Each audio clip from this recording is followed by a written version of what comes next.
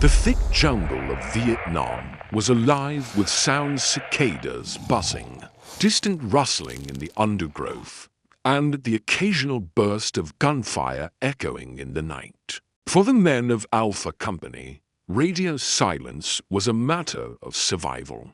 Their PRC to 5. Radios were lifelines, tools that connected them to command, to artillery support, and sometimes to the difference between life and death. But on one particular humid night in 1969, something entirely unexpected crackled through the static dot. First, it sounded like a faint voice. The radioman, Private First Class McAllister, adjusted the dials, thinking it was interference from another unit.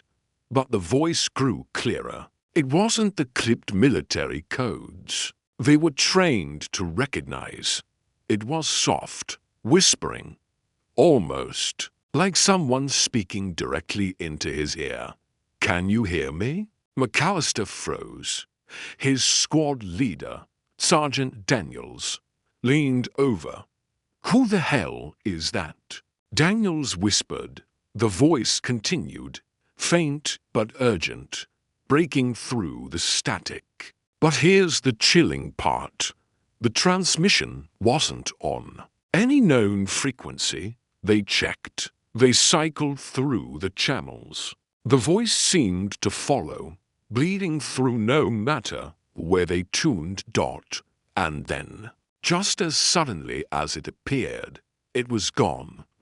The squad brushed it off, maybe a stray signal, maybe a local trying to mess with them.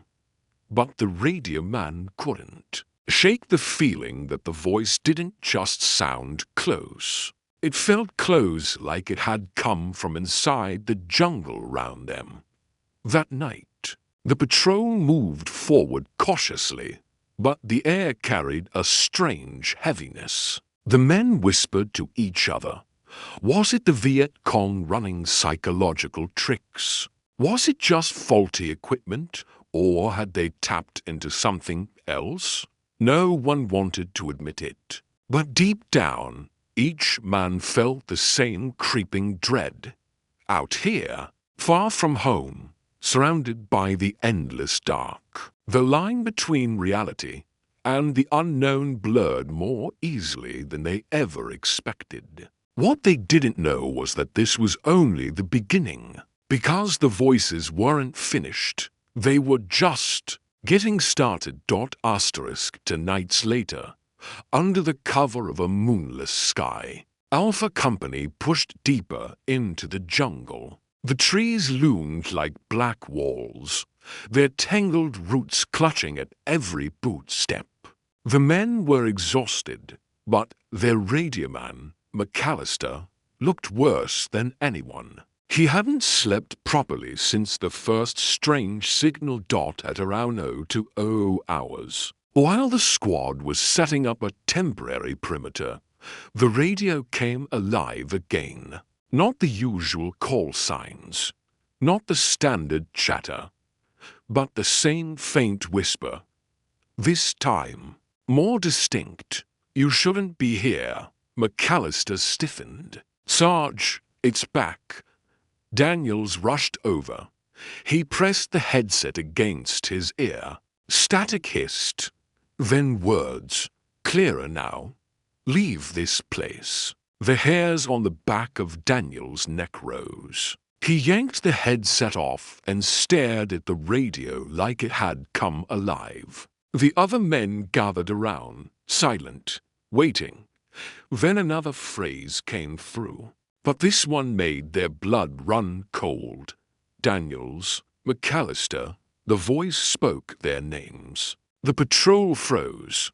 No one outside their unit knew exactly who was on this mission, especially not the Viet Cong.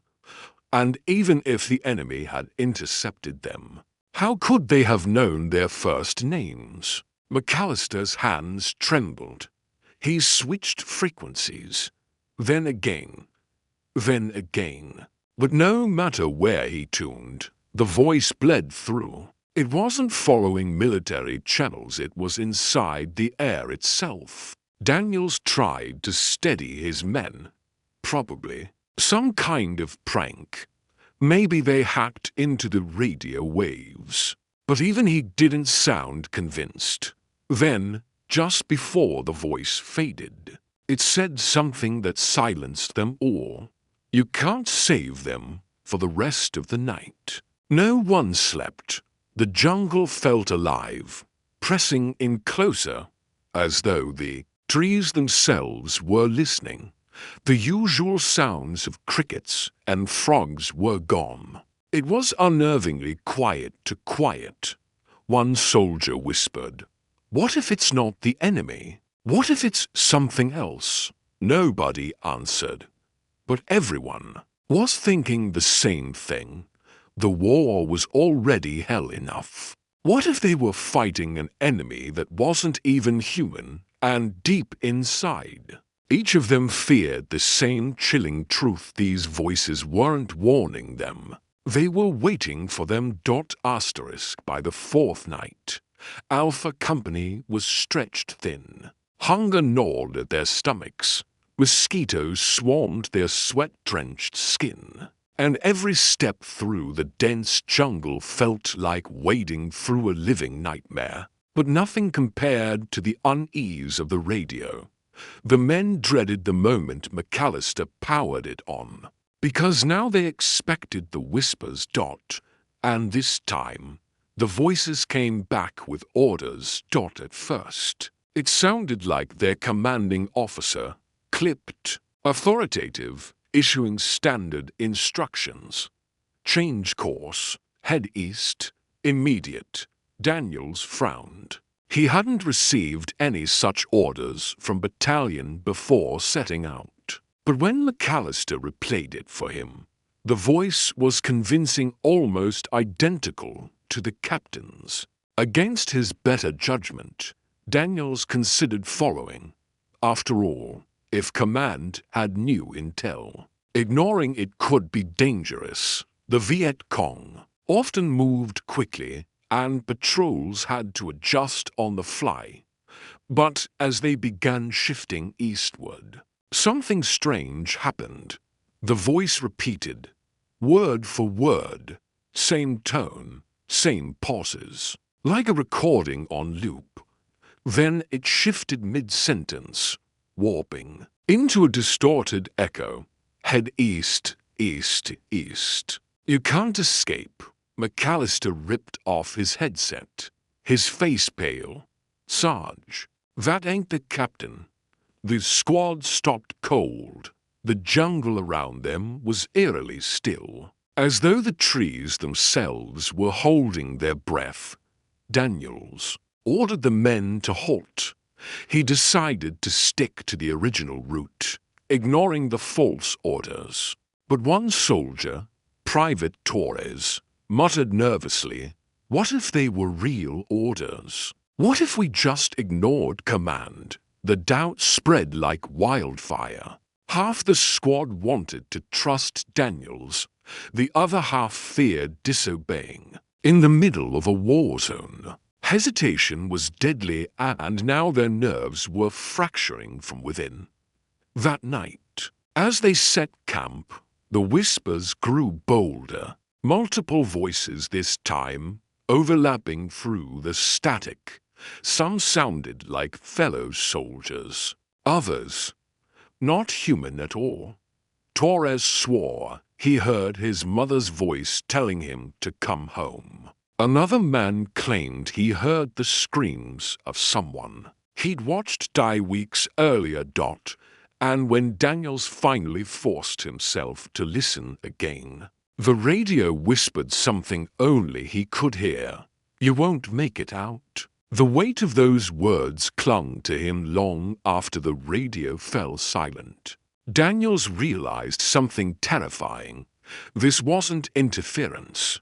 It wasn't the enemy. The jungle itself seemed to be speaking, and it wanted them lost. The jungle was suffocating that night. Heavy mist rolled low to the ground, and the trees loomed like silent sentries. The squad sat in tense silence, listening to the hum of mosquitoes and the occasional rustle of unseen animals. But beneath it all, they feared only one thing: the hiss of the radio. Torres couldn't take it anymore. The young private had been jittery ever since he heard his mother's voice whispering his name through the static. Now, every time McAllister powered up the set, Torres leaned closer, desperate to hear her again. Daniels noticed and tried to shut him down. "Torres, it's tricks. That ain't your mom. It's the jungle playing games with you." But Torres shook his head violently. "No, Sarge, you didn't hear it. She was calling me home. She said my name." That night, as the squad bedded down in shifts, Torres lay awake, staring at the shadows shifting in the fog. Then he heard it, not from the radio, from the trees. Torres, it was faint, drifting through the jungle, carried on the damp night air. He sat up, heart pounding. His rifle hung at his side, forgotten, as he stood and strained his ears. "Come home." The voice was clearer now. It was hers, his mother's voice, soft and familiar. The way she used to call him in for supper back in Texas. His eyes welled up. His mind, clouded by fear and exhaustion, gave in to the pull. Without a word, Torres slipped from the perimeter.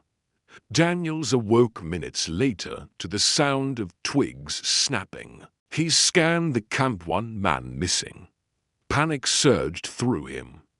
He motioned for silence, then signaled to men to follow. They crept into the jungle, flashlights dimmed, rifles ready. After 100 yards, they found footprints. Torres's boots, fresh, leading deeper into the dark. Then, faintly, through the mist, they heard it too. Torres, it wasn't a woman's voice this time.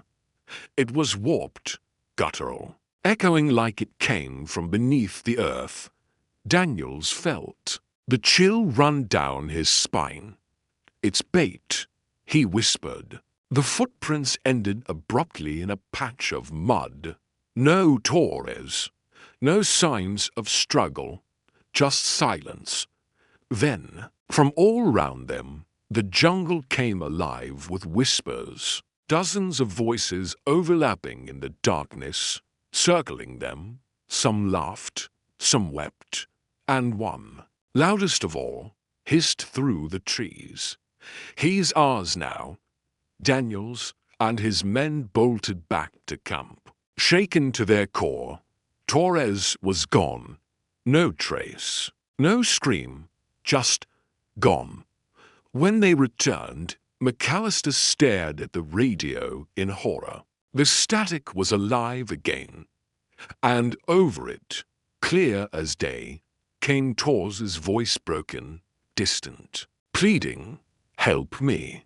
The loss of Torres tore through the squad like shrapnel.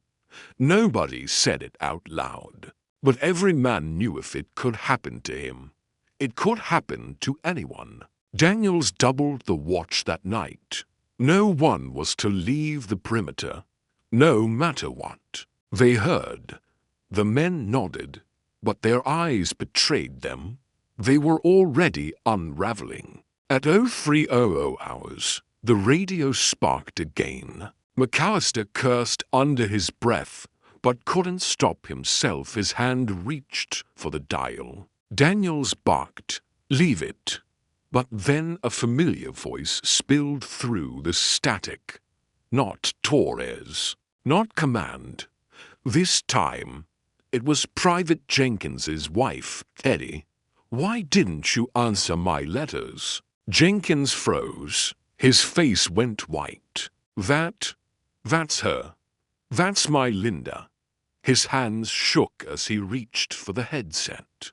Daniels ripped it away. "It's not her. It's a trick." But the voice continued, louder. "You left me all alone. You promised you'd come back." Jenkins broke down, sobbing. How the hell does it know that? The other men exchanged nervous glances. Because deep down, they all wondered the same thing. How did it know? Then another voice joined in. This time, Corporal Harris's father, Hood. "Been dead for years. You failed me, son." Harris's jaw clenched. His father's disappointment had haunted him his whole life. And now it was echoing through a radio in the middle of a Vietnamese jungle. And then came the cruelest cut of all. The voice called for Daniels. A child's voice. "Daddy, why did you leave me?" Daniels froze as though he'd been shot.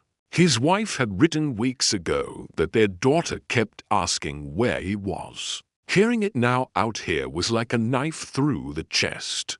His knees nearly buckled. The men stared at him, wide-eyed. If the sergeant broke, they all would. He snapped the radio off with shaking hands. "No more. We don't listen. We don't answer." But the jungle didn't care. Because even with the radio dead, the whispers continued. Low, at first, like the wind moving through the trees. But soon they grew louder, distinct, calling each man by name. Jenkins clutched his head. "It's inside me. It's in my damn head." Daniels looked around at his squad-hardened soldiers, now reduced to trembling wrecks, and he realized something terrifying. This wasn't about killing them with bullets or traps. The jungle wanted to break them from the inside, and it was winning. Asterisk by Dom. Alpha Company looked like ghosts themselves. Bloodshot eyes, trembling hands, hollow faces. No one had slept. Daniels knew they couldn't survive another night like this. The whispers weren't just distracting, they were destroying the squad from within. If they stayed put, they'd be dead men walking before the enemy. Even found them. So he made the call.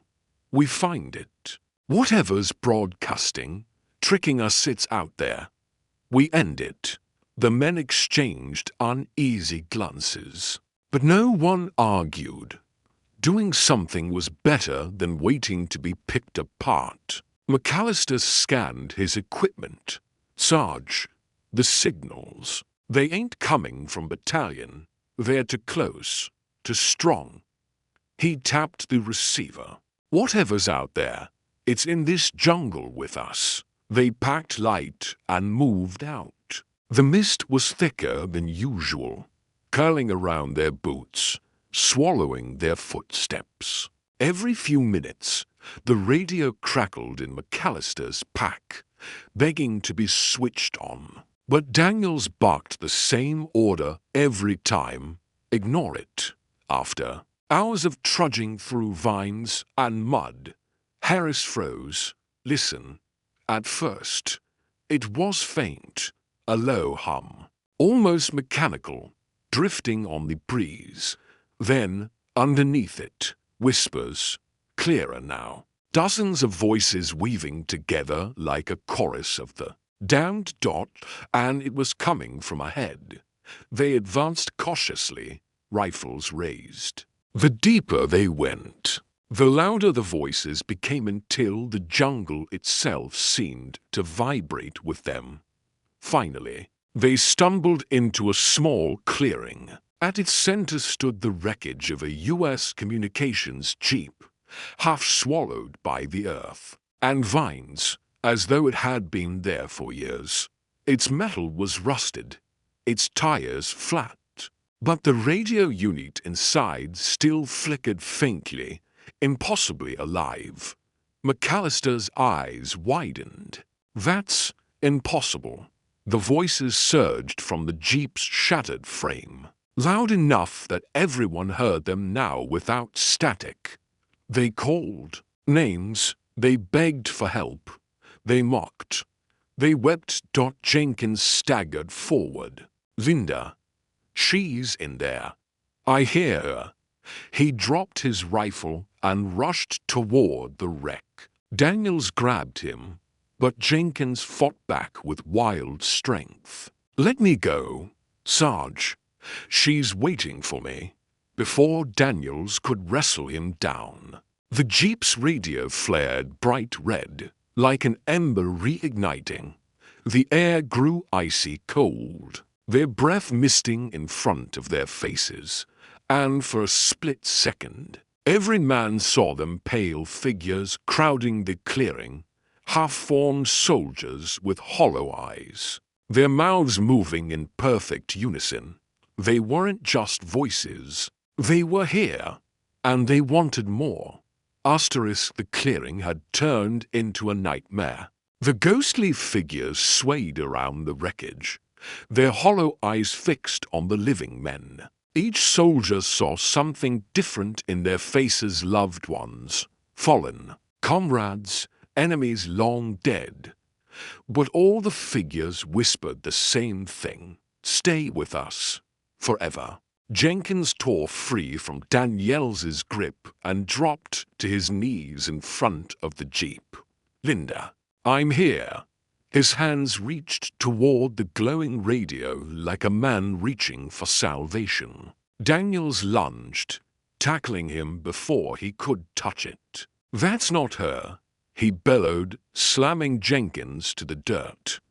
But as he did, he heard it too. His daughter's voice. "Daddy, I miss you." His arms froze. For a heartbeat, he wanted nothing more than to believe, to let go of the rifle, the war, the pain, and step into the voices. But then Harris snapped him back. "Sarge, orders." Daniels blinked, reality slamming back in. His men were watching him, waiting for a decision, and every second they hesitated, the fountains closed in tighter, their whispers digging deeper into the soldiers' minds. McAllister pulled a thermite grenade from his vest. His voice shook. "This'll torch the radio. But if it don't work..." He didn't finish the sentence. The squad's breaths came ragged. "Destroy it, and maybe they silenced the nightmare. But what if the whispers followed them forever? What if burning it made them angry?" Then Jenkins screamed. His body convulsed as one of the phantoms drifted over him, its hollow face pressing into his skull like smoke. He shrieked in agony as his mouth moved, repeating the same words the phantom whispered: "Stay with us, stay with us." Daniels made the call. "Burn it, now." McAllister yanked the pin and hurled the grenade into the jeep. A deafening hiss erupted as white-hot fire consumed the wreckage. The radio screeched, voices twisting into a horrific wail that shook the ground. The phantoms writhed, their forms flickering like candle flames in the wind. The men covered their ears, but the screams pierced straight through bone. Then silence. When the smoke cleared, the jeep was gone. Nothing but molten metal and charred earth remained. The phantoms were gone to or so it seemed. Because just as Daniels began to catch his breath, the radio on McAllister's back turned off. The entire time crackled to life, and Torres's voice whispered, faint, broken, "You can't burn us all?" The squad staggered out of the clearing, their boots crunching over burnt earth and molten metal. None of them spoke. What could they say? They had destroyed the jeep. silenced the phantoms, or so they thought. But Tor's voice still rang in their ears. By dusk, they made camp near a riverbed. The jungle was unnervingly quiet. No crickets, no distant gunfire, just silence. Too much silence. McAllister refused to power up his set, but that didn't matter. As they sat in the gloom, the whispers returned. No static this time, no radio, just raw, naked voices curling into their ears like smoke. Jenkins, broken and trembling, whispered, "They followed us." Daniels clenched his rifle. "Ignore it. Keep it together. We move at first light." But deep down, even he knew the truth. There was no escaping it. That night, Harris stood guard. His eyes darted into the shadows, finger tight on the trigger. Then he froze. Out in the tree line, faint red glows flickered like dying embers floating in the mist. And behind them, the silhouettes of men, dozens of them, motionless, staring. He blinked, and they vanished. By morning, Harris was gone. His rifle still propped against a tree, his helmet resting neatly on top. No tracks, no struggle, just gone. Daniels tried to hold the survivors together, but with every passing hour, the voices grew stronger, closer, more persuasive. By the third night, they weren't just whispers anymore, they were commands. "Lay down your weapons. Join us. Stay forever." And one by one, the men began to listen. Jenkins walked off into the trees and never returned. McAllister smashed his own radio, screaming, only to collapse into sobs when the voices kept coming anyway. Daniels fought to keep them together, but inside, even he felt the cracks forming. His daughter's voice was relentless now, soft and sweet, tugging at him with every breath. "Daddy, come home."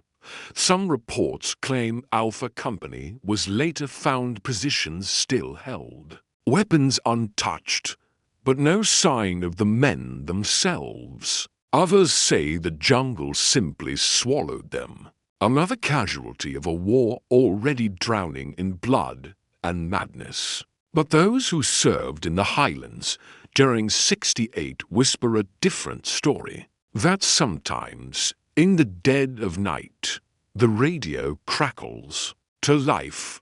Not enemy chatter, not static, but voices, familiar voices, calling out from the trees. And if you listen too long, you never come back.